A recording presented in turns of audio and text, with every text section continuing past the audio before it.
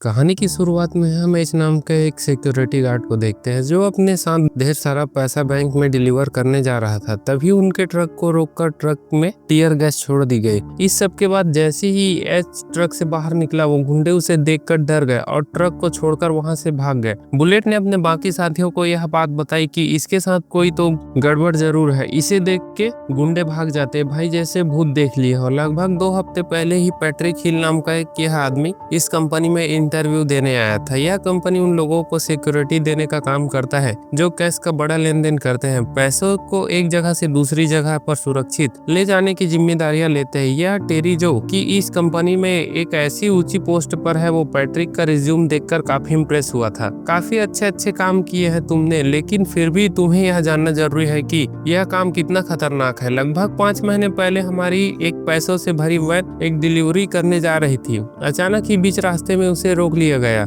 ऐसा लग रहा था मानो रोड पर कुछ मरम्मत का काम चल रहा है। वर्कर्स ने एक ट्रक वैन के सामने लगा दी और वैन के चारों तरफ से चोरों ने उसे घेर लिया जो कंस्ट्रक्शन वर्कर के कपड़े पहने हुए थे। इस वैन का एक दरवाजा तोड़कर चोरों ने अंदर ग्रेनेड फेंक दिया, जिससे ड्राइवर और सिक्योरिटी गार्ड दोनों घायल हो गए और उनकी मौके पर ही मौत हो गई। सारा पैसा गाड़ी में भरते ही जल्द से जल्द यह चोर वहां से निकल गए। इसके बाद टेरी ने उससे पूछा कि यह सब जानने के बाद भी नौकरी करना चाहते हो, जिस पर पैट्रिक ने हामी भरी। तभी वहां बुलेट की एंट्री हुई और वह पहली बार पैट्रिक से मिला। उसने कहा कि यहाँ पर तुम्हारा नाम एच होगा, किसी को अपना असली नाम मत बताना। और साथ ही उसकी 60 घंटे की ट्रेनिंग शुरू हो गई। इस ट्रेनिंग में 70% स्कोर बनाना जरूरी है, अगर कम रहा तो नौकरी नहीं रहेगी। एच ने सभी टेस्ट में सिर्फ उतना ही स्कोर किया जितना पास होने के लिए चाहिए था। उसकी गोलियां बिल्कुल बाहर वाली रिंग पर लगती थी, मानो वो जानबूझकर वहां मार रहा हो ताकि बस मिनिमम स्कोर आए। ड्राइविंग वाले टेस्ट के दौरान भी उसने बिल्कुल बढ़िया गाड़ी चलाई, लेकिन आखिर में रिवर्स करते हुए कुछ बक्सों में ठोक दी। बुलेट ने एच को अपनी टीम से मिलवाया जिसका नाम है फार्मूला 1। यह लोग अजीबोगरीब नाम इसलिए इस्तेमाल करते हैं ताकि कोई भी किसी को जानता ना हो। यह लोग बहुत ज्यादा पैसे को एक जगह से दूसरी जगह ले जाने का काम करते हैं, इसलिए यह लोग अपने असली नाम का इस्तेमाल नहीं करते ताकि कोई भी इनकी किसी तरह की कमजोरी ना पकड़ सके। इसके बाद एच को उसके सभी हथियार दे दिए गए ताकि वह अपना काम शुरू कर सके। डेव और उसका साथी जॉन एक बहुत बड़े पैकेज को कहीं ले जाने की तैयारी कर रहे थे। बुलेट भी उनके साथ जाने वाला था, लेकिन जाने से पहले उसने एन वक्त पर जॉन की जगह एच को साथ ले लिया। डेव ने एच से कहा कि तुम अंदाजा भी नहीं लगा सकते कि यह नौकरी कितनी खतरनाक है, जिस पर एच ने जवाब दिया कि जितनी भी खतरनाक है मैं देख लूंगा। ठीक है। अब ये तीनों ट्रक में बैठकर पैसों की डिलीवर करने निकल पड़े। उनकी बातचीत के दौरान डेव ने कहा कि 5 महीने पहले जिस ट्रक में चोरी हुई थी उसमें उसकी ड्यूटी थी, लेकिन बाय चांस उसने छुट्टी ले ली, जिस वजह से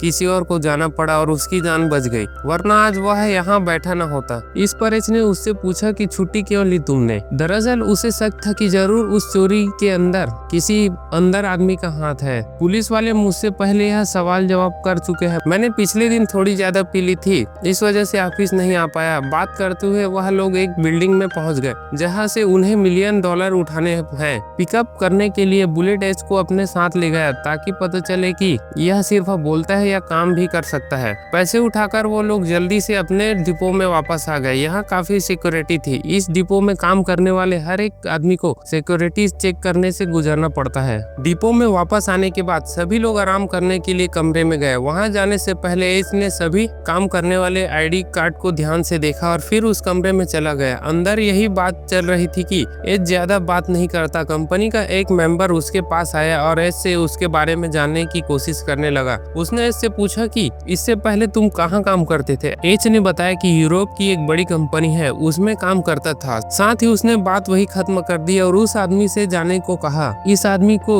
एच की यह बात बहुत बुरी लगी और इस घटना के बाद सबको एच के ऊपर बहुत ज्यादा शक होने लगा। अगले दिन एच, डेव और बुलेट एक छोटा सा अमाउंट डिलीवर करने गए, लेकिन वहां बुलेट की बंदी बना लिया गया और उन्होंने ट्रक में रखे हुए $2 मिलियन की डिमांड की। इस घटना से डेव बहुत ज्यादा घबरा गया और उसने कहा कि डिपो के रूल्स के हिसाब से हमें यहाँ से चलना चाहिए, वो अपने आप छुड़वा लेंगे बुलेट को। लेकिन जिन लोगों ने बुलेट को बंदी बना लिया था उन्होंने सीधी सीधी धमकी दी कि अगर तुम दोनों में से कोई भी यहाँ से गया तो वह लोग बुलेट का काम तमाम कर देंगे। अभी इसी वक्त कोई बातचीत नहीं होगी किसी से। ईच ने डेव से कहा कि हम दोनों को ही दुश्मनों का सामना करना होगा, बाकी सही तो यही रहेगा कि पैसे देकर बुलेट को छुड़वा लेते हैं। बुलेट की जान ज्यादा ज्यादा कीमती है पैसों से, और वो किडनैपर्स भी डेव को मजबूर करने लगे पैसे अंदर लेकर आने के लिए। किडनैपर्स ने डेव को पूरी इंस्ट्रक्शन दी कि कहाँ पर आना है। वहां पहुंचकर एक गाड़ी सामने खड़ी है और साथ ही पीछे से एक ट्रक भी आ गया।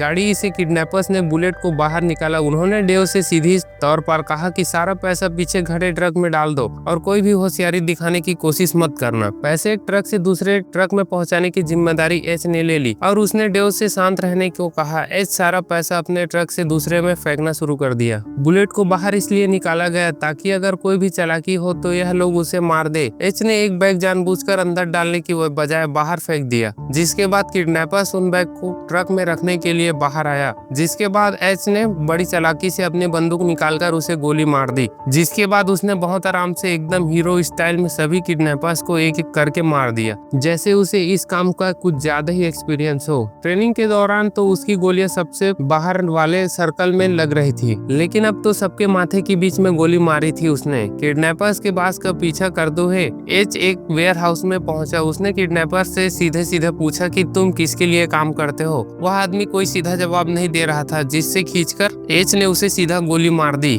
बुलेट और डेव पीछे से आए और यह देखकर दंग रह गए कि किस तरह एच ने पूरी गैंग का सफाया कर दिया, वो भी अकेली। इस घटना के बाद पुलिस एच से इंट्रोगेशन करने लगी कि वो किसी दूसरे देश का सीक्रेट एजेंट तो नहीं है जो उसने इतनी आसानी से पूरी गैंग का सफाया करके रख दिया। इस पर एच ने कहा कि नहीं सर, ऐसा कुछ नहीं है, मेरा तो तुक्का बैठ गया, गलती से गोली निशाने पर लग गई सारी। इसके बाद पुलिस ने एच को शुरुआत में ही चोरी की वीडियो दिखाई, जिसे देखकर एच ने कहा कि मैं इस बारे में कुछ नहीं जानता, तब तो मैं काम भी नहीं करता था इस कंपनी के लिए। बाहर आने पर एच की सीनियर्स ने उसे बताया कि अब 1 महीने के लिए तुम्हें डेस्क जॉब करनी होगी, क्योंकि यह कंपनी की पॉलिसी है। हम नहीं चाहते कि तुम डिप्रेस होकर कुछ गलत कदम उठा लो। एच ने अपने सीनियर से पूछा कि क्या तुम्हें मैं डिप्रेस लग रहा हूँ। तभी वहाँ उनकी कंपनी का मालिक आया और एच की बहुत तारीफ करने लगा। उसने सीनियर से कहा कि कंपनी को तो ऐसे ही लोगों की जरूरत है, यह कोई टेबल पर बैठ के काम करने वाला आदमी लगता है तुम्हें, फौलाद की औलाद है यह। तभी उस पुलिस वाले ने जो एच से बात कर रहा था अपने सीनियर को फोन करके बताया कि यह वही है जिसकी तलाश ब्यूरो को 25 साल से है। लेकिन बॉस ने कहा कि अभी के लिए कोई एक्शन मत लेना और इसे जो कर रहा है अभी वो करने दो। ऑफिसर ने कहा अगर सब कुछ जानते बूझते हुए भी सर इसे यहाँ रहने दिया और कुछ उल्टा पुल्टा हो गया तो फिर डिपार्टमेंट की तो बदनामी होगी। लेकिन उसके बॉस ने कहा कि ऐसा कुछ नहीं होगा, यह यहाँ पैसों के लिए नहीं आया है, यह जो भी करने आया है वह इसे करने दो। अब एच से मिलने के लिए कोई औरत आई जिसने उसे एक फाइल दी। इस फाइल में कंपनी के सारे एम्प्लॉयज का डाटा था और साथ ही किसी की पोस्टमार्टम रिपोर्ट भी थी। उन सभी फाइल को ध्यान से देखने के बाद एच को डायना नाम की एक सिक्योरिटी गार्ड पर शक हुआ और वह चुपके से उसके घर में घुस गया। उसने बंदूक की नोक पर डायना से कुछ सवाल पूछे। उसने डायना के घर पर रखे हुए कैश को देखकर पूछा कि इतने पैसे कहाँ से आए तुम्हारे पास। डायना ने यह पैसे एक शराब की दुकान से चुराए थे ताकि रिटायर होने के बाद यह पैसे उसके काम आ सके।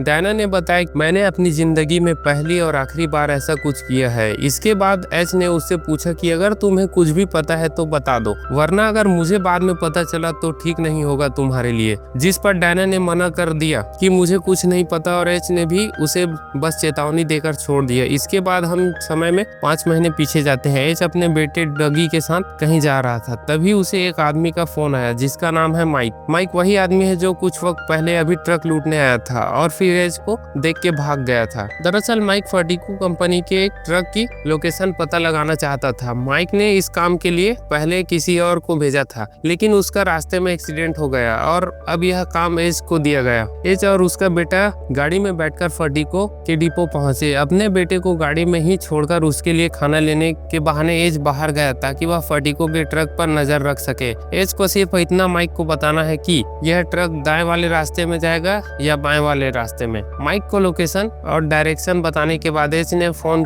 काटा और खाना लेकर अपने बेटे के पास चला गया। तभी जैसे ही फर्टिको का ट्रक थोड़ा आगे जाकर एक ब्रिज के नीचे पहुंचा जहां एच की गाड़ी भी लगी हुई थी, उस ट्रक पर वही अटैक हो गया। चोर इस ट्रक से सारा पैसा लूटकर वहां से जाने ही वाले थे, लेकिन तभी उनकी नजर एच के बेटे पर पड़ गई जिसने यह लूट होते हुए देख लिया था और अब वह इस चोरी का चश्मदीद गवाह बन चुका था। इस सबूत को मिटाना जरूरी था, इसलिए एक चोर वहां पर गया और इसके बेटे को गोली मारकर खत्म कर दिया। एच भागकर इस चोर की तरफ आ ही रहा था कि तभी एक चोर ने बहुत सारी गोलियां उसके ऊपर बरसा दी। एच एज घायल होकर नीचे गिर गया, लेकिन उसने इस चोर की शक्ल अच्छे से देख लिया और पहचान ली। इस हादसे में एज की जान तो बच गई, लेकिन उसके बेटे की मौत हो गई। एज की पत्नी ने अपने बेटे की मौत का जिम्मेदार उसे ही ठहराया और यहाँ हमें पता चला कि एज एक बहुत बड़ी गैंग का लीडर है। इस हादसे के बीच एज की पत्नी उसे हमेशा के लिए छोड़कर चली गई। इसके बाद एज ने अपनी गैंग के सभी लोगों को इस दूसरी गैंग को ढूंढने पर काम पर लगा दिया। एज की गैंग ने आसपास की सभी गैंग्स को पकड़कर उन्हें खत्म करना शुरू कर दिया। यह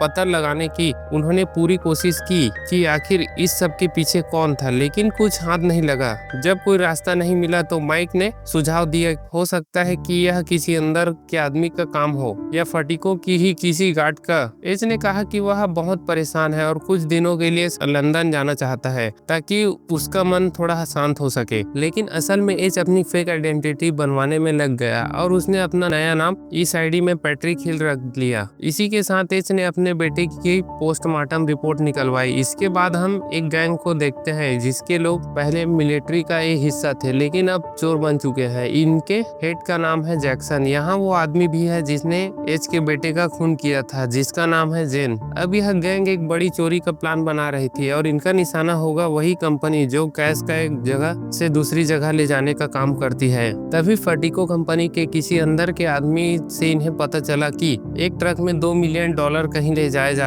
रहे हैं और यह वही चोरी थी जहां एच का बेटा मारा गया। इस स्टोरी के 5 महीने बाद जैक्सन ने अपनी पूरी गैंग को एक जगह इकट्ठा किया और एक खतरनाक प्लान बनाने में लगे जिसमें $150 मिलियन उसी कंपनी फटीको से चुराए जा सकते हैं। पूरे साल में एक दिन है जिसे ब्लैक फ्राइडे कहते हैं। इस दिन फटीको में बहुत ज्यादा कैश होता है। कुछ दिन बाद एच और बुलेट पैसे लेकर डिपो जा रहे थे कि तभी बुलेट ने एच को बताया, दरअसल मैं ही वह आदमी हूँ जो इन चोरों की सारी खबर दे रहा है। दरअसल बुलेट भी पहले जैक्सन की गैंग का ही हिस्सा था और अब वह काफी वक्त से इस कंपनी में काम कर रहा है ताकि सारी खबर जैक्सन की गैंग तक पहुंचा जा सके। बुलेट ने एच से कहा कि तुम मुझे काम के आदमी लगते हो, मेरे साथ मिल जाओ, माला माल कर दूंगा तुम्हें। एच को इस खबर का लंबे समय से इंतजार था। एच उसका साथ देने के लिए तुरंत तैयार हो गया। बुलेट ने ट्रक को एक सीक्रेट जगह पर लगा दिया जहां से आगे का प्लान पूरा किया जा सके। यहाँ कुछ चोर उनके साथ उनके ट्रक में छुप गए। इसके बाद एच और बुलेट ट्रक को लेकर डिपो आ गए।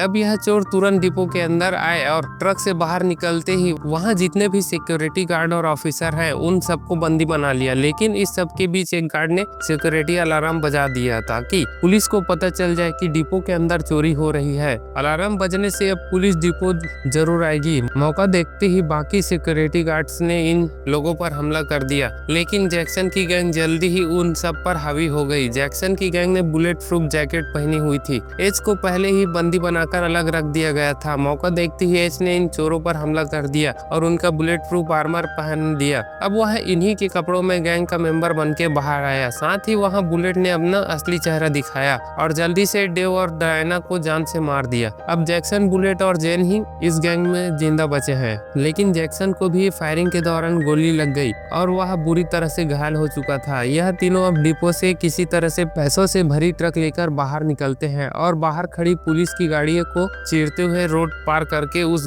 गैराज में चले गए। इस गैराज के नीचे कुछ अंडरग्राउंड टनल्स बनी हुई है। जैक्सन इस वक्त बहुत जख्मी था और उसके दिमाग में यह शक भी था कि जेन उन्हें मारकर खुद सारा पैसा लेकर भागना चाहता है, जिस वजह से जैक्सन ने जेन पर बंदूक तानने की कोशिश की, लेकिन जेन ने जैक्सन की बंदूक छीनकर उसका गला काट दिया। अब जेन और बुलेट सारा पैसा लेकर इन टनल से बाइक सब पर एक गाड़ी के पास पहुंचे। इन दोनों ने सारा पैसा इस गाड़ी में लोड किया, लेकिन इन दोनों के ही मन में चोर था। इससे पहले कि बुलेट अपनी बंदूक निकालकर जेन को मारता, जेन ने पहले ही बुलेट को गोली मार दी और सारा पैसा लेकर इस टनल के जरिए जेन सही सलामत वहां से निकल गया और अब उसे लग रहा था कि वह आजाद हो चुका है। जेन अब अपने फ्लैट पर आराम कर रहा था। जैसे ही वह बाथरूम से निकलकर टेबल के करीब आया, तभी वहां एक फोन बजने लगा कि इस पैसे से भरे हुए बक्से के बीच में पड़ा हुआ था। जैसे ही जेन ने फोन उठाया, तभी उसे पता चला कि एज भी वही उसके घर पर आ गया है। यह एज का प्लान था ताकि वह जेन की लोकेशन पता लगा सके। एज ने उसे बताया कि जिसे तूने मारा था ना,